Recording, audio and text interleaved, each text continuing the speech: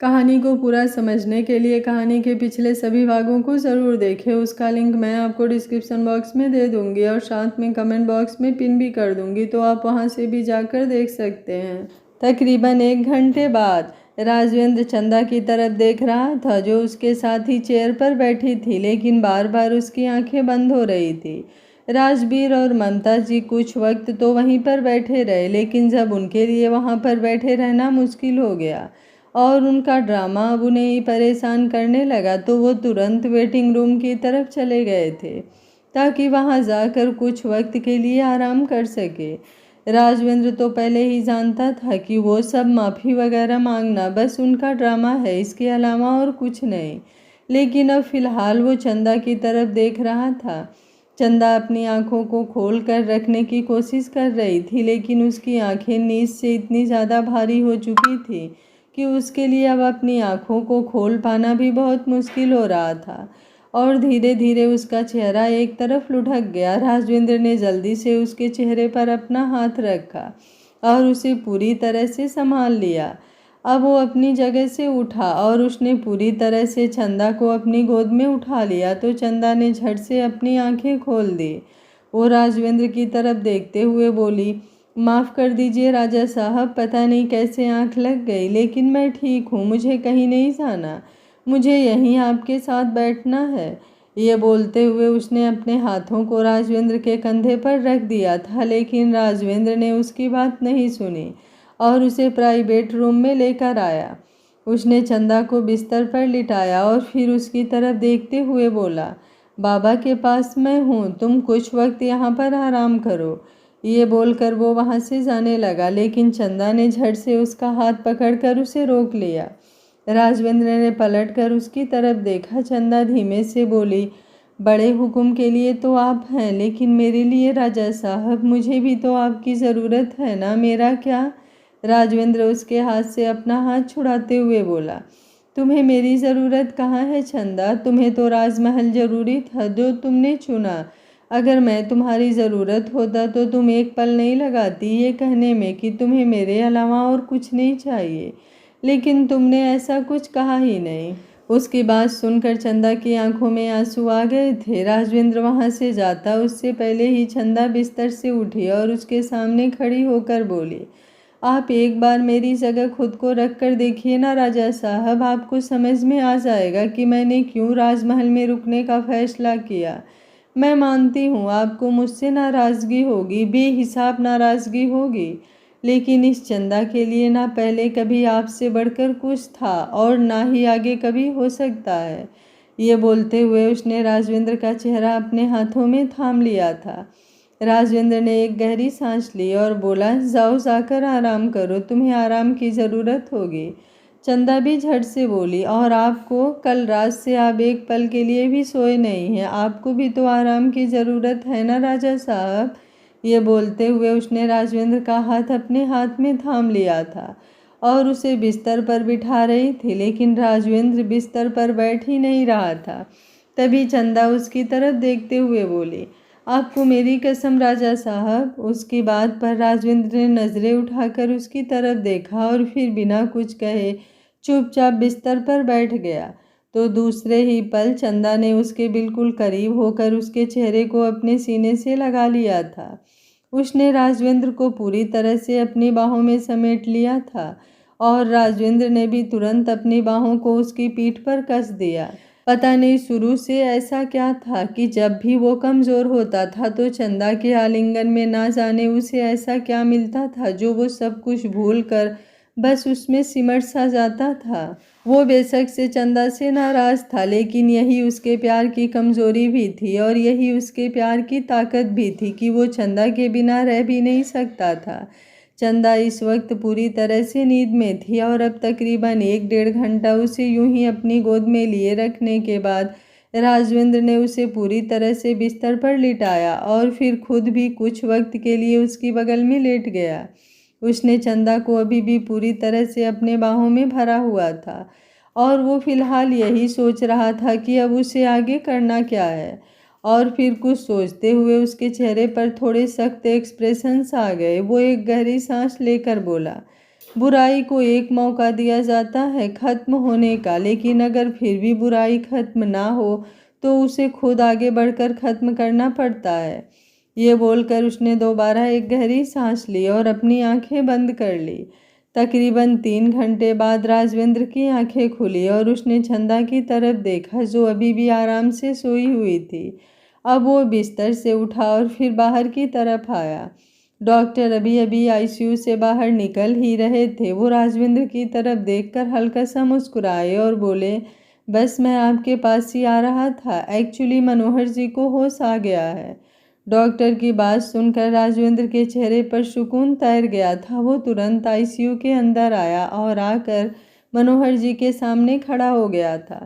ममता जी और राजवीर अभी भी आराम से दूसरे रूम में सोए हुए थे।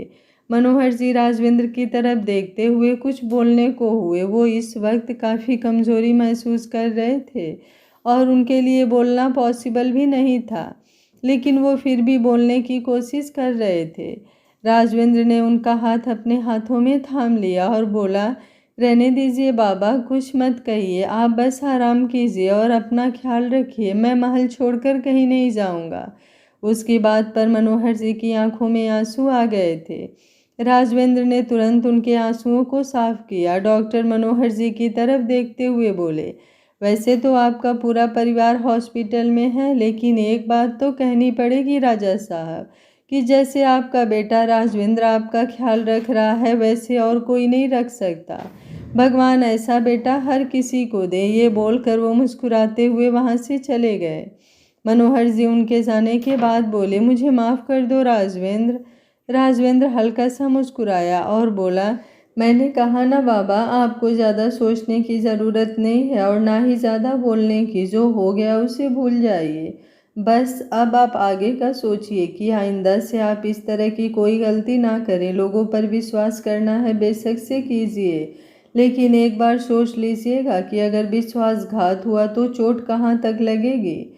मुझे आपसे कुछ नहीं चाहिए, बस इतनी उम्मीद करता हूँ कि आप कभी भी चंदा के खिलाफ एक शब्द नहीं कहेंगे। मैं सब कुछ बर्दाश्त कर सकता हूँ, लेकिन अपनी चंदा पर उंगली उठते हुए नहीं देख पाऊँगा। मनोहर जी अब कांपती हुई आवाज़ में बोले, हम चंदा को अपनाने के लिए तैयार हैं राजवेंद्र। वो सिसोदिया महल की बड़ी बहू बनेगी, हमें उससे कोई प्रॉब्लम नहीं। तुम जैसा कहोगे हम वैसा करने को तैयार हैं, बस हमें छोड़कर कहीं मत जाना। राजवेंद्र ने एक बार फिर से मनोहर जी का हाथ कसकर पकड़ लिया था। वहीं दूसरी तरफ चंदा की आंखें खुली और वो भी अब बिस्तर से उठकर मनोहर जी के वार्ड की तरफ आई। लेकिन पहले उसके कदम बिस्तर की तरफ बढ़ रहे थे, पर फिर अचानक ही वो एकदम साइड में होकर खड़ी हो गई। एक दासी मन ही मन अपने राजा की फिक्र तो कर सकती है, लेकिन उसे कहाँ हक होता है उनके पास जाकर किसी भी तरह का कोई सवाल करने का। लेकिन मनोहर जी अब उसकी तरफ देखते हुए बोले, चंदा बेटा इधर आओ। चंदा एक पल के लिए तो हैरान रह गई। उसने अब राजवेंद्र की तरफ देखा तो राजवेंद्र ने अपना सर हाँ में हिलाया। चंदा धीमे धीमे कदमों से आगे की तरफ आई। मनोहर जी ने चंदा का हाथ अपने हाथ में थामा और बोले, आज से मुझे बड़े हुक्म मत कहना, मुझे बाबा कहकर बुलाना। जैसे राजवेंद्र मुझे बाबा कहकर बुलाता है बिल्कुल वैसे ही। चंदा की आंखों से आंसू बह गए और वो रोते हुए बोली, आप ठीक तो है ना बाबा? मनोहर जी हल्का सा मुस्कुराकर बोले, तुम्हारे और राजवेंद्र के रहते हुए मुझे कुछ हो सकता है क्या? तुम दोनों हो ना मेरा ख्याल रखने के लिए। चंदा राजवेंद्र की तरफ देखते हुए हल्का सा मुस्कुराई। इतना तो उसे समझ में आ गया था कि राजवेंद्र और मनोहर जी के बीच अब सब कुछ ठीक हो गया है और इससे बड़ी खुशी की बात चंदा के लिए कोई और हो ही नहीं सकती थी। तभी दरवाजे पर कदमों की आहट हुई और राजवीर और ममता जी अंदर की तरफ आए। चंदा तुरंत दूसरी तरफ हो गई थी। राजवेंद्र ने उसका हाथ पकड़कर उसे अपने करीब कर लिया। ममता जी मनोहर जी के पास आई और बोली, आप ठीक तो हैं ना? आपको पता है आपको इस हालत में देखकर मेरी तो जान ही निकल गई थी। मनोहर जी को पता नहीं था कि ममता जी कब हॉस्पिटल में आई और कब नहीं, लेकिन इतना तो वो जानते थे कि ये आंसू जो ममता जी के आंखों से बह रहे हैं वो सिर्फ मगरमच्छ के आंसू हैं। राजवीर भी तुरंत बोला, मुझे माफ़ कर दीजिए बाबा, मुझसे गलती हो गई, लेकिन आइंदा मैं ऐसी कोई गलती नहीं करूँगा। मैं आपसे वादा करता हूँ, आप मुझे जो सज़ा देना चाहें दे सकते हैं, मैं आपसे कोई शिकायत नहीं करूँगा। मनोहर जी ने एक नज़र राजवेंद्र की तरफ देखा। राजवेंद्र चंदा का हाथ पकड़कर बोला, तुम्हें मैं कैंटीन में ले चलूं क्या? तुमने कल रात से कुछ खाया नहीं? चंदा को समझ नहीं आया कि वो राजवेंद्र को क्या जवाब दे, लेकिन उसका मतलब समझते हुए उसने बस अपना चेहरा हाँ में खिला दिया और अगले ही पल राजवेंद्र चंदा का हाथ पकड़कर बाहर की तरफ निकल गया। मनोहर जी अब राजवीर की तरफ देखते हुए बोले, तुम्हारी गलती माफ़ी के लायक तो नहीं है राजवीर, लेकिन मैं तुम्हें माफ़ कर रहा हूँ, पर ख्याल रखना आइंदा तुम्हारी किसी गलती की माफ़ी नहीं मिलेगी। अगर तुमने दोबारा कभी राजवेंद्र के साथ कुछ बुरा करने की कोशिश की या फिर चंदा का अपमान किया तो इस बार सज़ा मैं तुम्हें अपने हाथों से दूंगा। राजवीर जल्दी से बोला, मैं ऐसा कुछ नहीं करूंगा बाबा, आप मुझ पर यकीन कीजिए। ममता जी मनोहर जी की बातें चुपचाप सुन रही थी और अब जाकर उन्होंने राहत की एक सांस ली। फिलहाल के लिए तो सारी सिचुएशन उनके हाथ में आ गई थी, लेकिन अब बस उनके दिमाग में यही चल रहा था कि कैसे मनोहर जी को अपने रास्ते से हटाकर वो राजगद्दी राजवेंद्र से छीन कर राजवीर को दें, राजवेंद्र की जगह राजवीर को महल का राजा बनाए। लेकिन इसके लिए मनोहर जी का रास्ते से हटना बहुत ज़्यादा ज़रूरी था। वहीं दूसरी तरफ चंदा राजवेंद्र के सामने चेयर पर बैठी थी। उसने अपना चेहरा हल्का सा झुकाया हुआ था और अब राजवेंद्र ने टेबल पर रखे हुए उसके हाथ पर अपना हाथ रख दिया तो चंदा एक पल के लिए कांप उठी। उसने तुरंत राजवेंद्र की तरफ देखा और फिर अपने आसपास। वो झट से बोली, क्या कर रहे हैं आप राजा साहब? राजवेंद्र हल्का सा मुस्कुरा कर बोला, अभी भी डर लग रहा है तुम्हें? चंदा उसके सवाल का अब कोई जवाब दे ही नहीं पाई। राजवेंद्र ने अब उसके हाथ को और भी ज्यादा कसकर पकड़ा और बोला, अब तो तुम मेरी दासी नहीं हो, अब तो मैं तुम्हारे लिए सिसोदिया महल का राजवेंद्र सिसोदिया नहीं हूँ। अब मैं तुम्हारा राजा साहब हूँ, वो राजा साहब जिसके दिल पर हुकूमत तुम करती हो। चंदा के चेहरे पर शर्म की लाली छाने लगी थी। राजवेंद्र की बातों से उसके दिल में तितलियां उड़ने लगी थी। उसके रोंगटे खड़े हो रहे थे और उसका चेहरा शर्म से लाल हो रहा था। राजवेंद्र उसके एक्सप्रेशंस देखकर मुस्कुरा रहा था। अब उसने चंदा का हाथ और भी ज्यादा कसकर पकड़ लिया और चंदा ने भी अब कुछ नहीं कहा।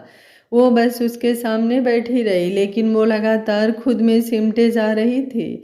वहीं आते जाते लोग उनकी तरफ देख रहे थे। हालांकि राजवेंद्र की चंदा से शादी तो हो गई थी, लेकिन अभी तक उस शादी को पूरी तरह से पब्लिक नहीं किया गया था, इसलिए कुछ लोगों को उनके बारे में पता था और कुछ लोगों को नहीं।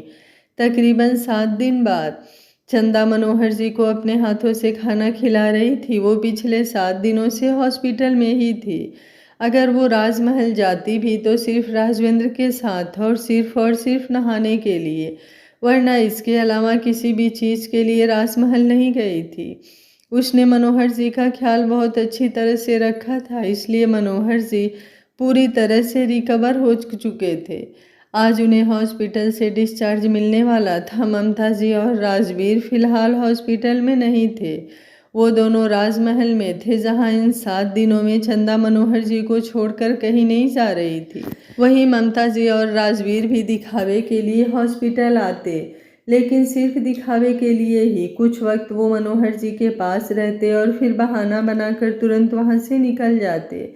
और ये बात मनोहर जी भी बहुत अच्छी तरह से समझ रहे थे, लेकिन उन्होंने अब उन दोनों से कोई शिकायत नहीं की, क्योंकि शिकायत वहाँ पर होती है जहाँ पर एक्सपेक्टेशंस हो।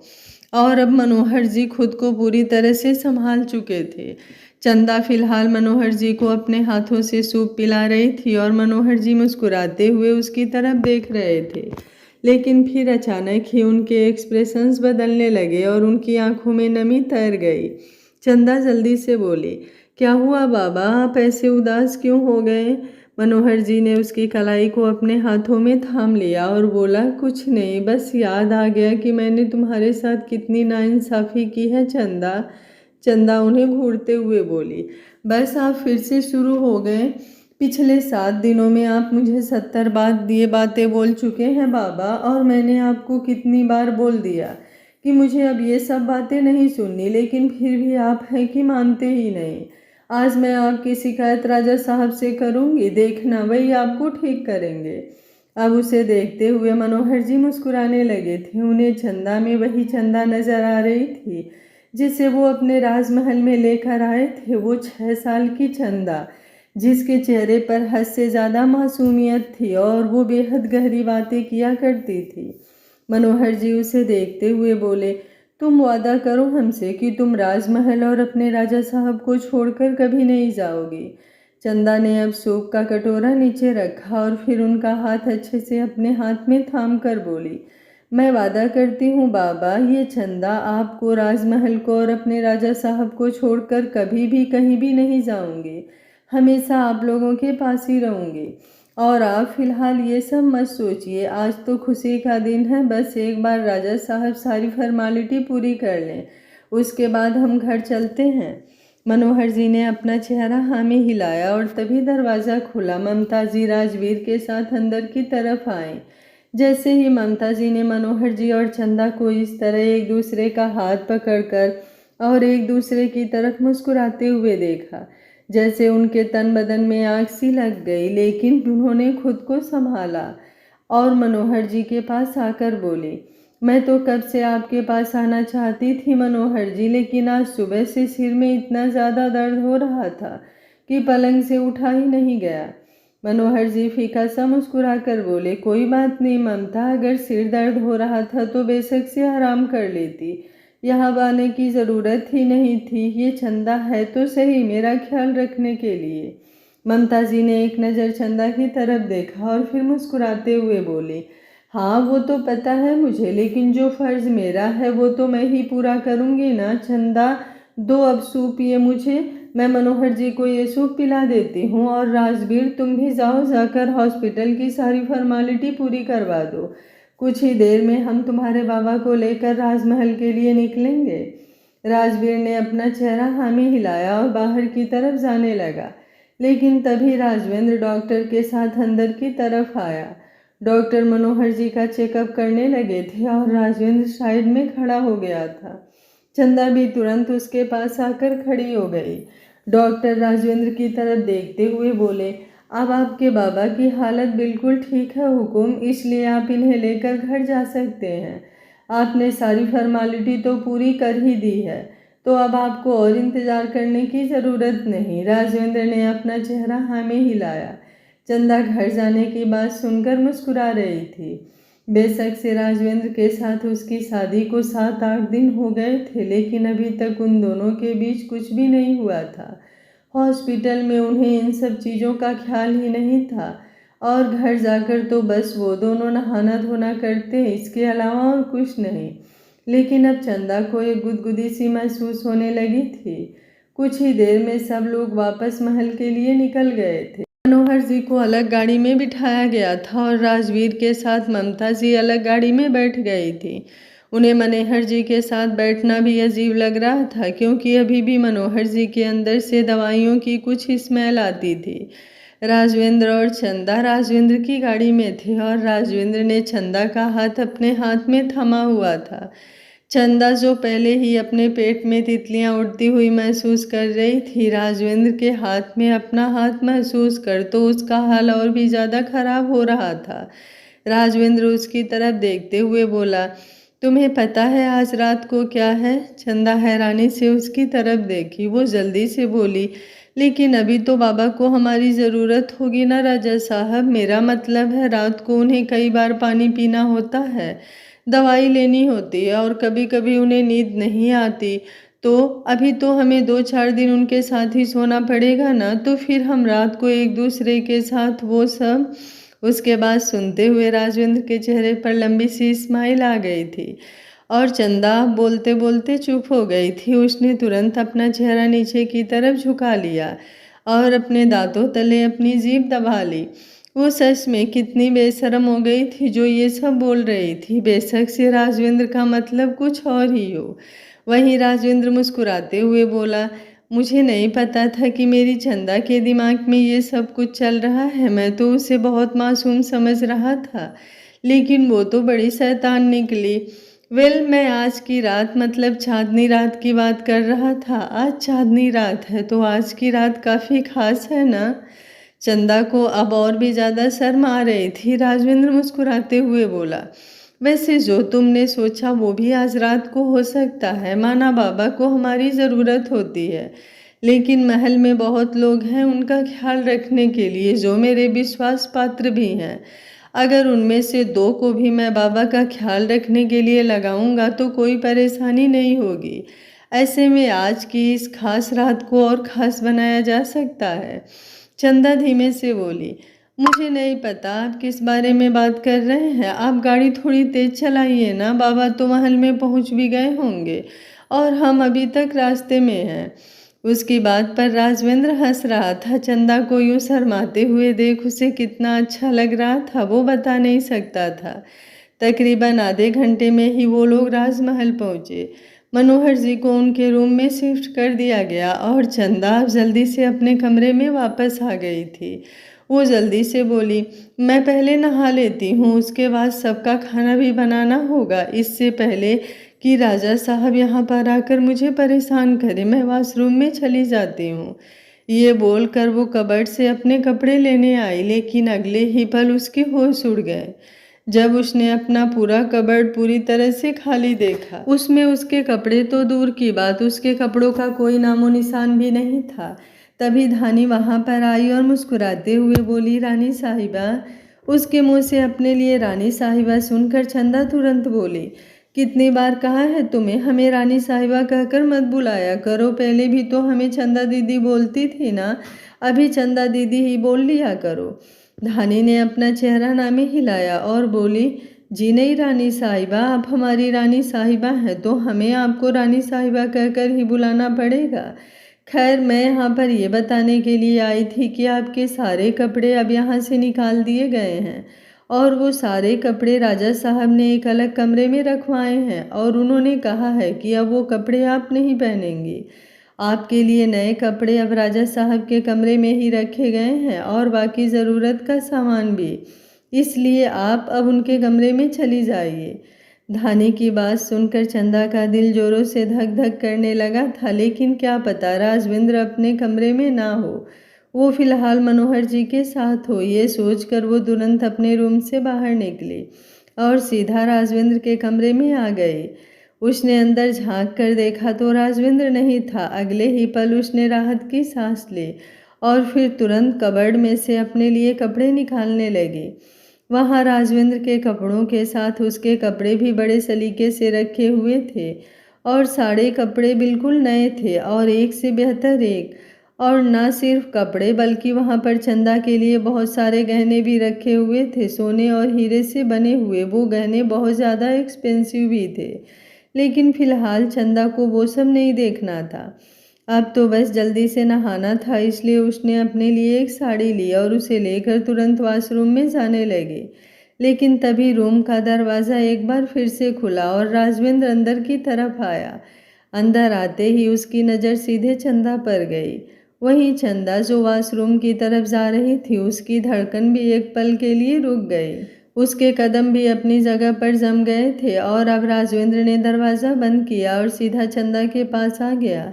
उसने जैसे ही चंदा के कंधों पर अपना हाथ रखा, चंदा लड़खड़ाती हुई आवाज़ में बोली, मुझे बहुत काम है राजा साहब, अभी सबके लिए खाना बनाना है। आपको तो पता है ना, महल में खाना बनाने की जिम्मेदारी मेरी है और कितने दिनों से मैंने ये जिम्मेदारी निभाई नहीं है। और अब तो बाबा भी महल में आ गए हैं तो उनके लिए भी तो मुझे खाना बनाना होगा ना। उनका खाना किसी और से बनाया ही नहीं जाएगा और आप भी तो किसी और के हाथों से बना हुआ खाना। अभी वो बोल ही रही थी कि राजविंद्र ने उसे अपनी तरफ घुमा लिया। उसके चेहरे पर झुकने लगा तो चंदा बढ़ती हुई धड़कनों के साथ बोली, मुझे जाने दीजिए ना राजा साहब, अगर मैं यहाँ पर खड़ी रही तो बहुत वक्त लग जाएगा। राजविंद्र अब हल्का सा मुस्कुरा कर बोला, क्यों, वक्त क्यों लग जाएगा, और ऐसा भी क्या करने वाला हूँ मैं जो इस तरह से तुम परेशान हो रही हो। मैं तो बस तुमसे ये पूछ रहा था कि तुम खुश तो हो ना चंदा। उसके सवाल पर चंदा एकदम शौक रह गई। राजविंद्र ने अब उसके गाल पर अपना हाथ रखा और बोला, पिछले कई दिनों से हॉस्पिटल और बाकी की बातों की वजह से तुम परेशान थी ना, तो अब मैं बस तुमसे यही पूछ रहा था कि महल आने पर तुम खुश तो हो ना। अब तो हम दोनों के बीच कोई दूरियां भी नहीं है, तुम मेरी अर्धांगिनी बन चुकी हो। कोई तुम पर और हमारे रिश्ते पर सवाल भी नहीं उठा सकता, तो अब तुम खुश तो हो ना। चंदा का गला सूखने लगा था। उसने अपना सूखता हुआ गला थूक गटक कर तर किया और बोली, हाँ राजा साहब, मैं खुश हूँ। चंदा की बेचैनियां देखकर राजविंद्र एक बार फिर से मुस्कुराया और बोला, जाओ अब जाकर तुम शावर ले लो, उसके बाद तुम खाना बनाना, और जो तुम सोच रही थी कि मैं फिलहाल तुम्हारे साथ करने वाला हूँ उसके बारे में थोड़ा और सोचती रहना, क्योंकि वो सब अभी नहीं होगा। वो सब अब तो तुम खाना बनाने का बहाना बना रही हो, बाबा का बहाना बना रही हो, लेकिन रात को क्या बहाना बनाओगी चंदा? रात को तो तुम्हें मेरा सामना करना ही पड़ेगा। और अब तक तो मैं बहुत नाजुकता से तुम्हारे साथ पेश आ रहा था, लेकिन तुम जानती हो ना, एक राजा एक शेर की तरह होता है। और अब बस इतना समझ लो कि वो शेर तुम्हारा शिकार करने वाला है। उसकी बात सुनकर चंदा का दिल धक सा रह गया और वो बस राजविंद्र की तरफ देखती रह गई, जो अब जाकर सोफे पर बैठ गया था और अपना काम करने लगा था। राजविंद्र की बातों ने ही चंदा का ये हाल कर दिया था, तो उसकी हरकतें ना जाने उसका क्या ही हाल करती। जैसे तैसे उसने खुद को संभाला और सीधा वॉशरूम में चली गई। वहीं राजविंद्र के चेहरे पर एक लंबी सी मुस्कुराहट थी।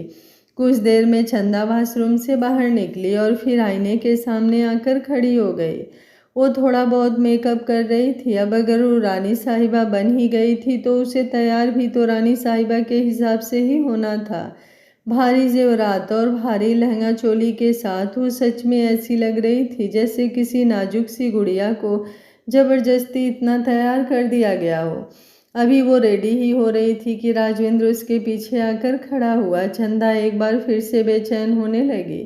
राजविंद्र ने अब उसके कंधे पर अपना हाथ रखा और अगले ही पल उसे अपनी तरफ घुमा लिया। चंदा अपनी नजरें झुकाकर बोली, क्या हुआ राजा साहब? लेकिन राजविंद्र ने उसके सवाल का कोई जवाब नहीं दिया। उसने हल्का सा झुककर वहां रखी हुई सिंदूर की डिब्बी उठाई और उसमें से एक चुटकी सिंदूर लेकर उसने चंदा की मांग में सजा दिया। तो चंदा की आंखें अब पूरी तरह से बंद हो गई। उसका दिल जोरों से धड़क उठा था।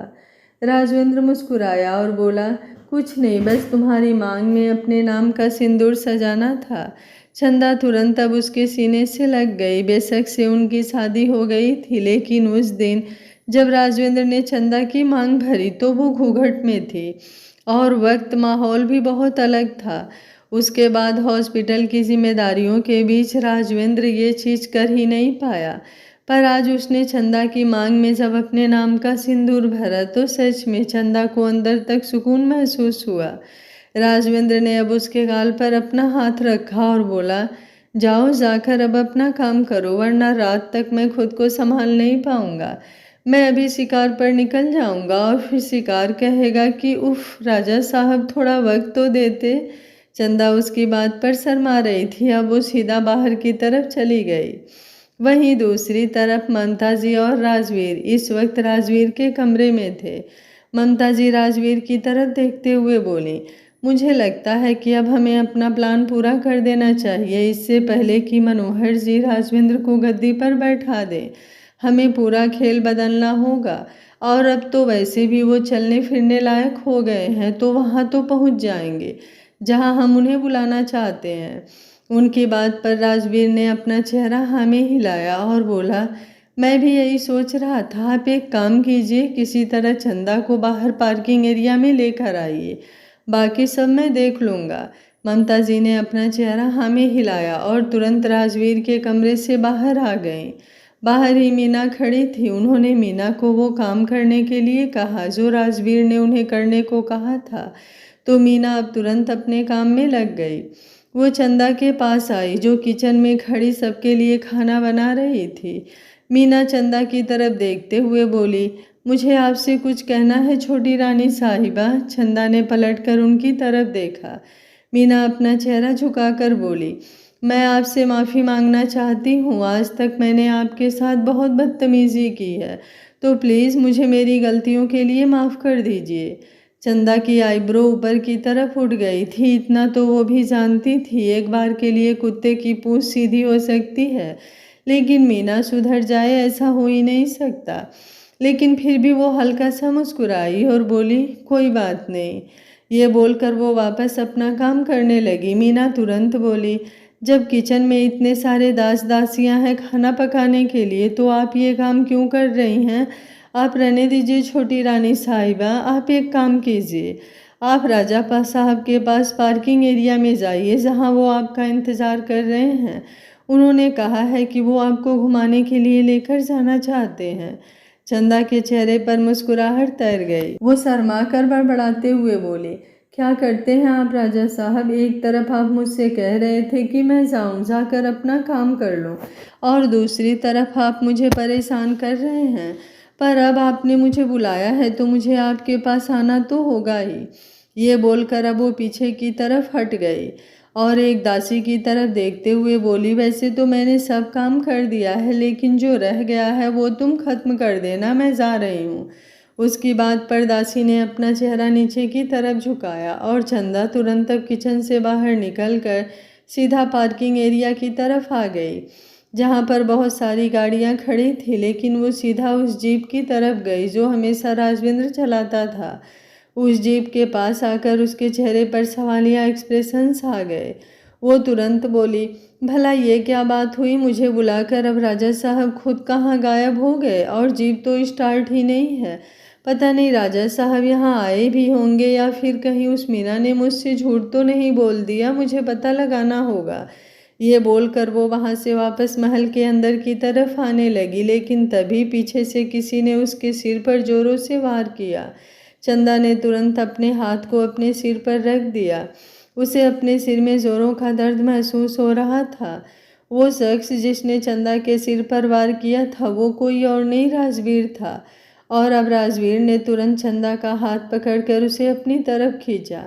चंदा पूरी तरह से उसकी बाहों में झूल गई थी। उसकी आंखें बंद थी। उस एक वार से ही वो पूरी तरह बेहोश हो गई थी।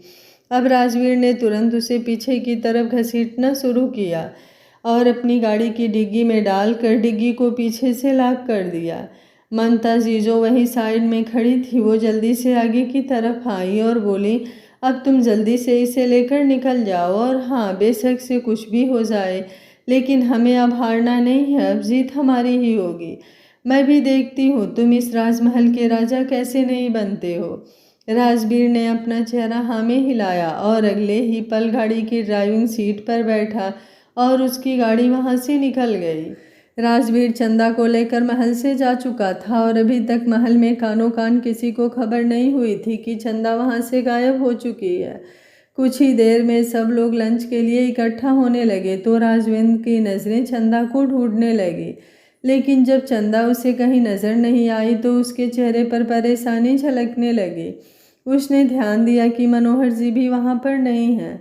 वो तुरंत मनोहर जी के कमरे में आया तो देखा वो बेड से गायब थे। अभी मनोहर जी चलने फिरने लगे थे तो वो बाहर लंच के लिए आने वाले थे, लेकिन ना ही वो लंच के लिए बाहर आए और ना ही वो अपने रूम में थे। ये जानकर राजविंद्र दंग रह गया था। वहीं दूसरी तरफ मनोहर जी इस वक्त एक पहाड़ी पर थे और उनके सामने चंदा खड़ी थी जिसे गन पॉइंट पर रखा गया था। उसके साथ राजवीर खड़ा था जिसके हाथों में वो गन थी, और साथ में ही ममता जी भी, जिनके चेहरे पर डेविल स्माइल थी। वो मनोहर जी की तरफ देखते हुए बोली, अब बहुत हुआ खेल मनोहर जी, अब सीधा इस खेल को ख़त्म करते हैं। अब आप बताइए, आप क्या चाहते हैं? चंदा को ख़त्म कर दिया जाए या फिर आप इसकी जान बचाना चाहते हैं? मनोहर जी गुस्से से ममता जी की तरफ देखते हुए बोले, तुमने पहले ही हर हाथ पार कर दी है ममता। हम तुम्हारे अंदर हमेशा से ममता देखना चाहते थे। तुमने राजवीर को जन्म दिया और उसकी माँ तुम बखूबी बनी, लेकिन राजवेंद्र के लिए हमने कभी तुम्हारी आंखों में ममता नहीं देखी, और अब हम तुम्हारे अंदर ममता तो क्या, एक नागिन को देख रहे हैं जो डरने से पहले ये भी नहीं देख रही कि सामने वाला इंसान है कौन। हमने तुम्हें महल की रानी बनाया और तुमने हमारे साथ इतना बड़ा विश्वासघात किया। ममता जी उनकी बात बीच में ही काट कर बोली, देखिए मुझे आपका लंबा चौड़ा भाषण सुनने में रत्ती भर इंटरेस्ट नहीं है। आप बस मुझे ये बताइए कि आप क्या चाहते हैं, इस चंदा को ख़त्म कर दिया जाए या फिर आप महल की गद्दी राजवीर को सौंप रहे हैं। देख लीजिएगा मनोहर जी, कहीं ऐसा ना हो कि राजगद्दी के चक्कर में आप चंदा को अपने बेटे की ज़िंदगी से बाहर कर दें। आपका बेटा तो पूरी तरह से बर्बाद हो जाएगा, क्योंकि उसे तो राजगद्दी में ज़रा सा भी इंटरेस्ट नहीं है। उसे तो उसकी चंदा चाहिए। लेकिन अगर अब उसके बाबा ही अपने लालच के चलते उसकी चंदा को उसकी ज़िंदगी से बाहर कर दे, तो इससे बड़ी बुरी बात उसके लिए क्या ही होगी। चंदा ये सब कुछ सुन रही थी और वो मनोहर जी की तरफ देख रही थी। आज मनोहर जी उसकी वजह से इतनी बड़ी दुविधा में फंसे हुए थे।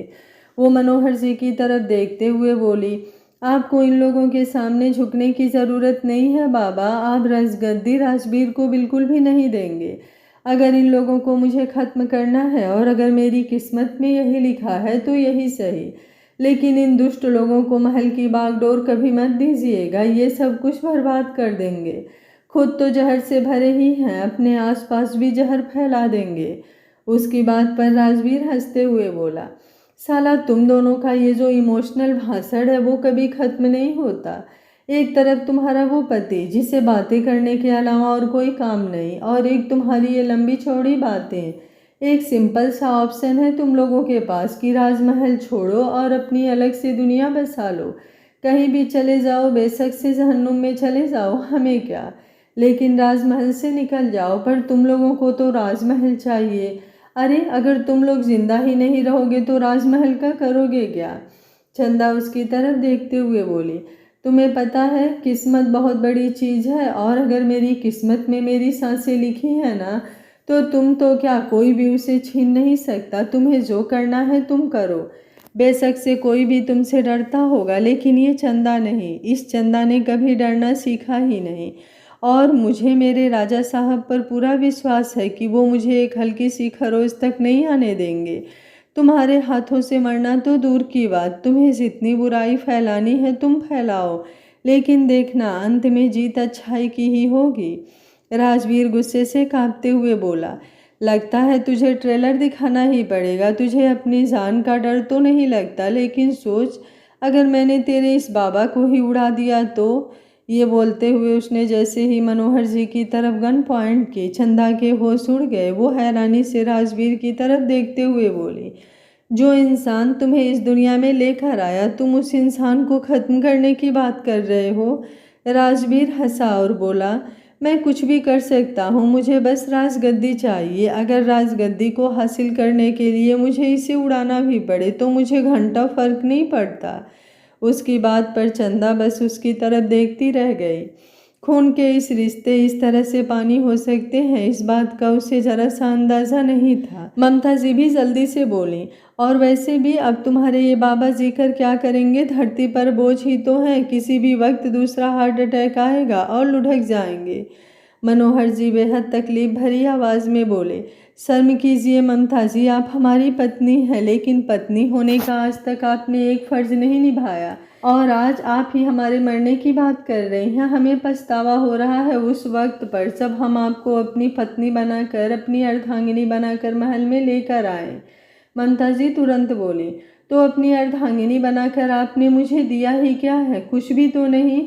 महल की सारी बागडोर तो आपके हाथ में थी, और अब वो बागडोर आप अपने राजवेंद्र को देने वाले हैं, जबकि ये सब मिलना मेरे राजवीर को चाहिए। अरे राजवेंद्र की माँ तो कब की इस दुनिया को छोड़कर चली गई, आपको पूरी ज़िंदगी संभाला मैंने, और अब जब बारी आई तो आपने सब कुछ इस चंदा को और उस राजवेंद्र को देने का फैसला ले लिया। राजवीर तुम एक काम करो, तुम इन दोनों को ही ख़त्म कर दो। जब ये दोनों रहेंगे ही नहीं तो वो राजवेंद्र भी क्या कर लेगा, इन दोनों के गम में रो रो कर पागल हो जाएगा, और फिर उसे पागल साबित करके हमें सब कुछ खुद ब खुद ही मिल जाएगा। उसकी बात पर चंदा चिल्लाकर बोली, खबरदार, अगर आपने बाबा को कोई खरोच भी पहुंचाई तो मैं आप दोनों को छोड़ूंगी नहीं। राजवीर व्यंग से बोला, तुम करोगी क्या, फिलहाल तुम जहाँ हो वहाँ तुम हमारा कुछ नहीं बिगाड़ सकती। अब या तो अपने बाबा से कहो कि वो चुपचाप इस फाइल पर साइन कर दें, और या फिर उनकी मौत के लिए तैयार हो जाओ, या फिर ये गोली मैं तुम्हारे माथे के आर पार करूं।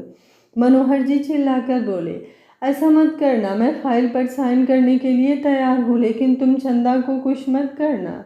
चंदा जल्दी से बोली, प्लीज़ बाबा ऐसा मत कीजिए, हम ये सब कुछ इन्हें नहीं सौंप सकते, आप जानते हैं ना ये लोग कितने घटिया हैं।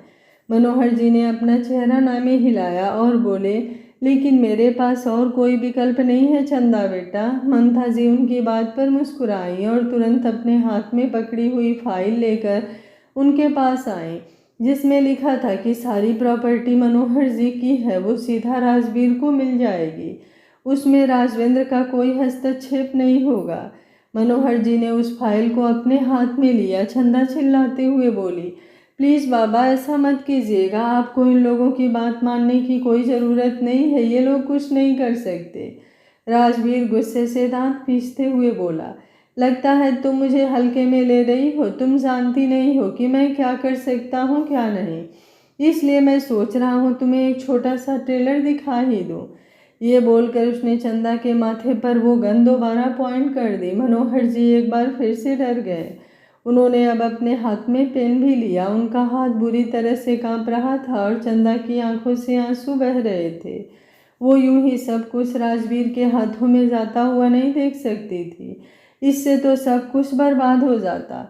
वो एक बार फिर से बोली, ऐसा मत कीजिए बाबा, एक बार फिर सोचिए राजा साहब के बारे में, उन पर विश्वास रखिए, वो मुझे और आपको कुछ नहीं होने देंगे। उसकी बात पर राजवीर ने ट्रिगर पर अपनी उंगली रखी और बोला, मैं भी देखता हूँ तेरे राजा साहब अब तुझे कैसे ही बचाते हैं। साला प्रॉपर्टी तो बेशक से मुझे मिले या ना मिले, लेकिन तुझे तो मैं नहीं जीने दूंगा, तुझे तो मैं अब खत्म करके रहूंगा। ये बोलकर उसने ट्रिगर दबा दिया और अगले ही पल गोली चली। लेकिन वो गोली चंदा को नहीं लगी, क्योंकि चंदा आखिरी वक्त पर नीचे हो गई थी। लेकिन अब एक गोली सीधा राजवीर के माथे पर आकर लगी और एकदम से सब शांत हो गया। ऐसा लग रहा था जैसे हवाएं भी रुक गई हो। ममता जी जोरों से चिल्लाई, राजवीर, और चिल्लाते हुए ही वो राजवीर की तरफ भागे। चंदा के चेहरे पर भी खून के छींटे आ गए थे। वो हैरानी से राजवीर की तरफ देख रही थी, जो अब सीधा खाई के नीचे जाकर गिरा। वो पहले ही किनारे पर खड़े थे। ममता जी खाई की तरफ जाने की कोशिश कर रही थी, लेकिन चंदा ने तुरंत उनके हाथ पकड़कर उन्हें रोक लिया। ममता जी ने अब उसकी तरफ देखा। उनकी आंखों में इस वक्त बेहिसाब आंसू थे। अपना इकलौता बेटा इस तरह से मरते हुए देख उनका सीना छलनी हो गया था। वो चंदा की तरफ नफरत से देखते हुए बोले, तेरी वजह से मेरा बेटा मर गया, तेरी वजह से मेरे बेटे की जान चली गई, तेरी वजह से तेरे पति ने मुझसे मेरा बच्चा छीन लिया। ये बोलते हुए अब उन्होंने सामने खड़े राजवेंद्र की तरफ देखा, जिसके हाथ में गन थी और उसी की गन से गोली चलकर सीधा राजवीर के माथे पर लगी थी और वो एक ही पल में ये दुनिया छोड़कर चला गया था। अब राजवेंद्र को वो वक्त याद आ रहा था जब वो महल वगैरह सब कुछ छोड़कर जाना चाहता था, लेकिन उसने अपने दिल में सोचा था कि उसे ही बुराई का अंत करना होगा। अगर वो बुराई को यूं ही छोड़कर जाएगा तो बुराई और फैलती जाएगी, लेकिन अगर उस बुराई का अंत करना है तो उसे यहीं पर रहना होगा और उस बुराई को जड़ से खत्म करना होगा। चंदा हैरानी से ममता जी की तरफ देख रही थी। ममता जी अब गुस्से से गरजते हुए बोली, नहीं छोड़ूंगी, तेरी वजह से मेरे बेटे की जान गई है तो मैं तुझे भी नहीं छोड़ूंगी। अगर मेरा बेटा मरा है तो तुझे भी मरना होगा। ये बोलकर उन्होंने चंदा के कंधों से पकड़ा और उसे भी खाई से नीचे धक्का देने लगे। लेकिन आखिरी वक्त पर राजेंद्र ने आकर चंदा का हाथ कसकर पकड़ा और उसे पीछे की तरफ खींच लिया। ममता जी का पैर लड़खड़ाया और वो सीधा खाई से नीचे की तरफ गिरी, लेकिन आखिरी वक्त पर उन्होंने खाई के किनारे पर अपना हाथ डाल दिया था तो वो नीचे गिरने की बजाय लटक गई थी। वो अब खुद के लिए चिल्लाने लगी थी, बचाओ बचाओ बचाओ। राजवेंद्र और चंदा गहरी गहरी सांस लेते हुए उनकी तरफ देख रहे थे और मनोहर जी भी अब आगे आ गए थे। पुलिस जो राजवेंद्र के साथी वहां पर आई थी वो ये सब देख रहे थे। अगर ममता जी बच भी जाती तो उन्हें अरेस्ट कर लिए जाने वाला था, क्योंकि अब सच में उनके बुरे कर्मों का घड़ा भर चुका था। राजवेंद्र चंदा की तरफ देखते हुए बोला, तुम ठीक तो हो ना चंदा? चंदा ममता जी की तरफ देखते हुए बोली, बड़ी रानी साहिबा को बचाइए राजा साहब, राजवेंद्र तुरंत बोला। अभी भी तुम उन्हें बचाना चाहती हो?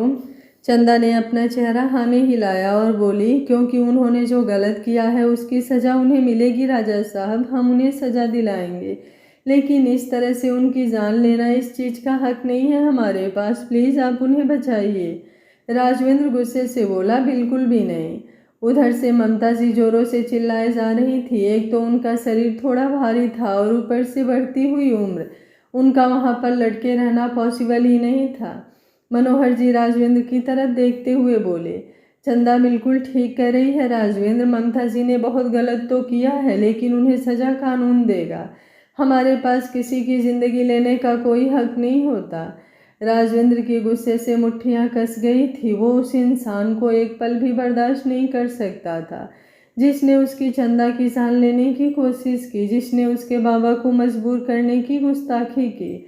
लेकिन अब उनकी बात सुनकर वो पीछे की तरफ हट गया और इंस्पेक्टर की टीम ने तुरंत ममता जी को बचाने के लिए काम करना शुरू कर दिया।